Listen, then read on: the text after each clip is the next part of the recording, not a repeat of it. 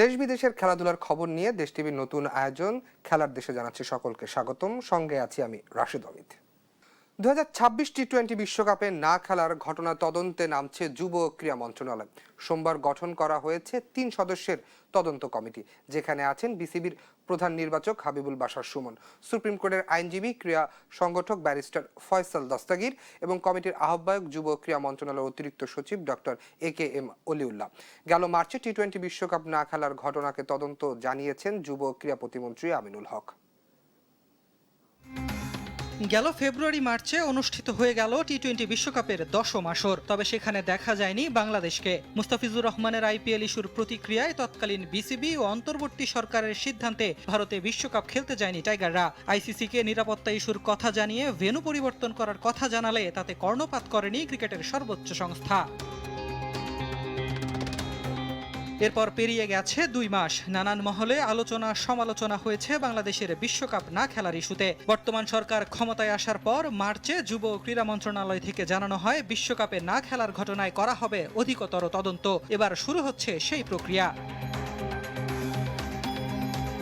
2026 টি-20 বিশ্বকাপ না খেলায় এবার তদন্তে নামছে যুব ও ক্রীড়া মন্ত্রণালয়। গঠন করা হয়েছে 3 সদস্যের তদন্ত কমিটি। কমিটির প্রধান মন্ত্রণালয়ের অতিরিক্ত সচিব ডক্টর AKM অলিউল্লাহ, বিসিবির প্রধান নির্বাচক হাবিবুল বাশার সুমনের সাথে কমিটিতে আরও আছেন সুপ্রিম কোর্টের আইনজীবী ও ক্রীড়া সংগঠক ব্যারিস্টার ফয়সাল দস্তগীর। এই কমিটি বিশ্বকাপে অংশগ্রহণ না করার বিষয়ে পর্যালোচনা করে প্রতিবেদন জমা দেবে। এর সাথে জড়িত অন্যান্য বিষয়েও করবে আলোচনা। আগামী 15 কার্যদিবসের মধ্যে মন্ত্রণালয়কে রিপোর্ট জমা দেবে তদন্ত কমিটি। সেখান থেকে বেরিয়ে আসতে পারে থলের বেড়াল। টি-20 বিশ্বকাপে বাংলাদেশের অংশ না নেয়ার ব্যাপারটা এবার আতশ কাচের নিচে। এবার দেখার পালা সেই আতশ কাচের নিচ থেকে কি বের হয়ে আসে। আহমেদ নাহিদ, স্পোর্টস ডেস্ক, দেশ টিভি। বাংলাদেশ অ্যাথলেটিক ফেডারেশন থেকে পর্যাপ্ত সহায়তা না পাওয়ার আক্ষেপ বাংলাদেশের দ্রুততম মানব ইমরানুল রহমানের। তার অভিযোগের ফেডারেশনে বিশ্ব অ্যাথলেটিক্সের নিয়ম অনুসারে করছে না, তাতে র্যাঙ্কিংয়ে তৈরির ক্ষেত্রে ভুল তথ্য এবং ব্যবহৃত হচ্ছে। জাতীয় অ্যাথলেটিক্স প্রতিযোগিতায় নিজের শ্রেষ্ঠত্ব ধরে রাখতে চান এই অ্যাথলেটিক্স। বাংলাদেশ অ্যাথলেটিক্সের পোস্টার বয় ইমরানুর রহমান প্রথম বাংলাদেশি হিসেবে এশিয়ান পর্যায়ে বেশ কয়েকটি স্বর্ণপদক এনে দিয়েছেন তিনি। তবে এত সাফল্যের পরও কিছুটা আক্ষেপ রয়েছে ইমরানের। ইংল্যান্ডের একটি চাকরির পাশাপাশি অনুশীলন চালিয়ে যান তিনি, যার খরচ নিজেই বহন করেন ইমরান। বাংলাদেশ নৌবাহিনী তাকে সার্বিক সহায়তা করলেও ফেডারেশন থেকে পর্যাপ্ত সহায়তা না পাওয়ার আক্ষেপ রয়েছে তার। আন্তর্জাতিক ইভেন্টগুলোতে দেশে আসা যাওয়ার খরচ নিজেরই বহন করতে হয় তাকে, যদিও ফেডারেশন থেকে তার বকেয়া টাকা পাওয়ার আশ্বাস পেয়েছেন। এই সময় ন্যাশনাল খেলা হয়। দেশ বিদেশের খেলাধুলার খবর নিয়ে দেশ টিভির নিয়মিত আয়োজন খেলার দেশে আবারও জানাচ্ছি স্বাগত। বিশ্বকাপের জন্য 55 সদস্যের প্রাথমিক দল ঘোষণা করেছে আর্জেন্টিনা। দলের মূল কেন্দ্রবিন্দু লিওনেল মেসি, স্কোয়াডে জায়গা হয়নি পাওলো দিবালোর। এছাড়াও রিয়াল মাদ্রিদের বিপক্ষে চ্যাম্পিয়ন্স লিগের ম্যাচে ভিনিসিয়াস জুনিয়রকে বর্ণবাদী গালি দিয়ে 6 ম্যাচ নিষিদ্ধ হওয়া বেনফিকার তরুণ উইঙ্গার জিনোলুকা পেস্তেও রাখা হয়েছে দলে। 11 জুন তারিখটা দাগিয়ে রাখুন ক্যালেন্ডারে। পর্দা উঠতে যাচ্ছে the greatest show on the আর্থের। তবে এবার প্রেক্ষাপট ভিন্ন, মিশন সিংহাসন ধরে রাখার। ডিফেন্ডিং চ্যাম্পিয়ন হিসেবে উত্তর আমেরিকায় পা রাখতে যাচ্ছে লিওনেল স্ক্যালোনির আর্জেন্টিনা। কাতার বিশ্বকাপে স্ক্যালোনি তার স্কোয়াডে ঘরোয়া লিগের এমন কিছু নাম এনেছিলেন যাদের খুব একটা চিন্ত না বিশ্ব ফুটবল, কিন্তু সেই অপরিচিত ছেলেরাই মাতিয়েছিল কাতার, এনে দিয়েছিল আলবিস সেলেস্তেদের তৃতীয় নক্ষত্র। 2026 বিশ্বকাপের আগেও সেই একই মাস্টারমাইন্ড স্ট্র্যাটেজিতে হাঁটছেন স্ক্যালোনি।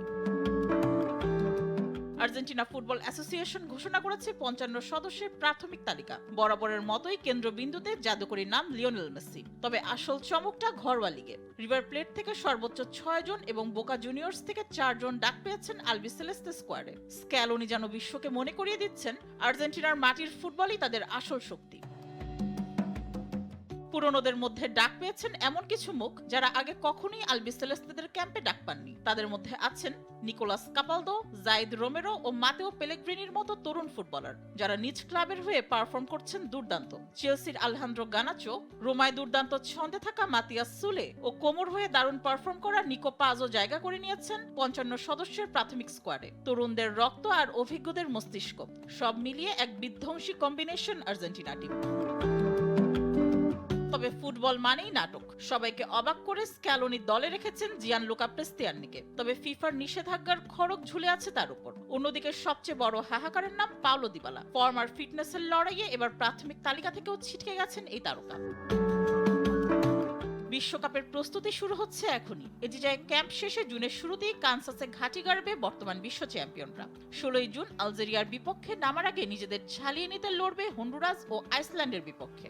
আর্জেন্টিনা কি পারবে তাদের রাজমুকুট ধরে রাখতে, নাকি স্ক্যালোনির এই নতুন দাবার চাল জন্ম নেবে নতুন কোনো মহাকাব্যের? উত্তর মিলবে যুক্তরাষ্ট্রের সবুজ গালিচায়। মেহজাবিন হোসেন, স্পোর্টস ডেস্ক, দেশ টিভি।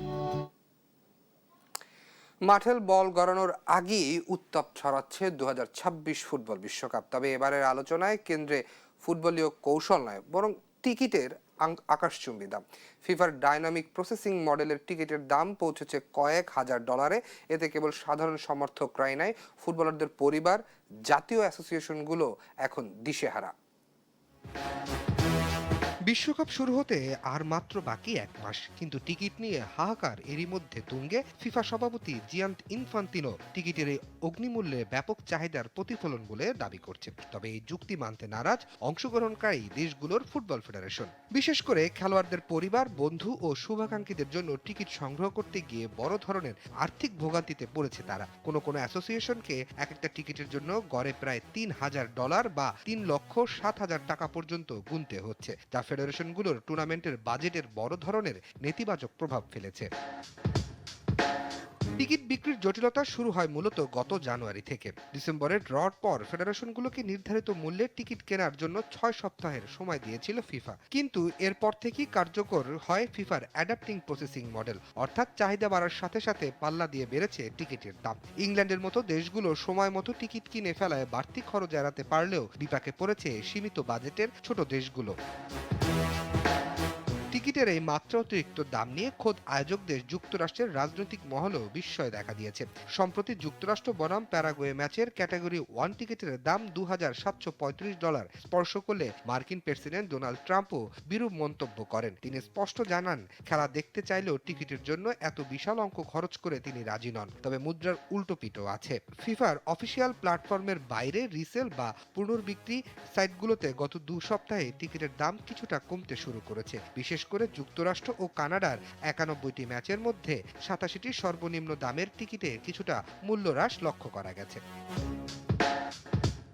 মাঠের লড়াই শুরু হওয়ার আগেই শুরু হওয়া এই টিকিট যুদ্ধ শেষ পর্যন্ত সাধারণ দর্শকদের নাগালের ভেতরে আসবে কিনা তা নিয়ে সংশয় থেকেই যাচ্ছে। তবে আপাতত ফিফার ডাইনামিক প্রসেসিং এবং ফেডারেশনগুলোর হাহাকারী বিশ্বকাপের মূল আলোচনার বিষয় হয়ে দাঁড়িয়েছে। রাশেদ অমিত, দেশ টিভি, স্পোর্টস ডেস্ক। ২০২৬ বিশ্বকাপ শুরুর আগেই বড়সড় ধাক্কা খেল হেক্সা মিশনের অপেক্ষায় থাকা ব্রাজিল। চোটের কারণে আসর থেকে ছিটকে যাওয়ার শঙ্কায় উইলিয়ান। ব্রাজিল সংবাদ মাধ্যমের নকআউট পর্বের আগে এই অ্যাটাকিং মিডফিল্ডারকে ফিট হওয়ার সম্ভাবনা নেই বললেই চলে। ফলে কার্লো আনচেলত্তির ৫৫ সদস্যের প্রাথমিক তালিকায় জায়গা হয়নি এই চেলসি তারকার। এদিকে প্রাথমিক স্কোয়াডে নেইমার জুনিয়রকে রাখা হলেও তার চূড়ান্ত অন্তর্ভুক্ত নিয়ে চলছে নাটকীয়তা। নেইমারের পেশাদারিত্ব ও ফিটনেস নিয়ে খোদ ব্রাজিল প্রেসিডেন্টের লুসা সিলভার সাথেও পরামর্শ করেছে কোচ আনচেলত্তি। লুসা সাফ জানিয়েছে, কেবল নামের জোরে নয়, মেসি রোনালদোর মতো নিবেদন দেখিয়ে নেইমারকে দলে জায়গা করে নিতে হবে। রদ্রিগো মিতালো আগেই ছিটকে যাওয়ায় আনচেলত্তি এখন বিকল্প সন্ধানে হিমশিম খেতে হচ্ছে। অনুপস্থিতি কপালে খুলতে পারে তরুণ এই স্ট্রাইকার রায়ানের কপালও। ফিফার নিয়ম অনুযায়ী গত ১১ই মে জমা দেওয়া হয়েছে ৫৫ তালিকার একটি দল, যেখানে ২৬ সদস্যের সেলসাদের বাহিনী করে দেওয়া হবে। বার্সেলোনা লা লিগা জয়ের উৎসব ছাপিয়ে এখন বিশ্বজুড়ে আলোচনায় লামি ইয়ামাল। চিরপ্রতিদ্বন্দ্বী রিয়াল মাদ্রিদকে হারিয়ে লিগ শিরোপা নিশ্চিত করার পর বার্সেলোনা শহরে চলে রাজকীয় উদযাপন। এই আনন্দ মুহূর্তে ফিলিস্তিনিদের প্রতি সহানুভূতি জানিয়ে ভক্তদের মন জয় করে নিলেন 18 বছর বয়সী স্প্যানিশ এই ফরওয়ার্ড। উন্মুক্ত বাসে শিরোপা উদযাপনের সময় ইয়ামালকে ফিলিস্তিনের পতাকা হাতে নিয়ে দেখা যায়। সামাজিক যোগাযোগ মাধ্যমে ছড়িয়ে পড়া ভিডিওতে দেখা যায় রাজপথে জড়ো হওয়া হাজারো সমর্থকদের অভিবাদনের জবাবে তিনি দৃঢ়ভাবে ফিলিস্তিনি পতাকা নাড়াচ্ছেন। গাজা সংঘাতের প্রেক্ষিতে বার্সেলোনা শহরটি আগে থেকেই ফিলিস্তিনি আন্দোলনকে কেন্দ্র করে হিসেবে পরিচিত, যেখানে উদীয়মান এই মহাতারকা এখন সাহসী অবস্থানে ক্রীড়াঙ্গনে নতুন করে আলোচনার জন্ম দিয়েছে। প্রথমবারের মতো এল ক্লাসিকো জিতে শিরোপা নিশ্চিত করার ঐতিহাসিক মহেন্দ্রক্ষণটি তাই ইয়ামালের মানবিক বার্তার বিশেষ গুরুত্ব পাচ্ছে।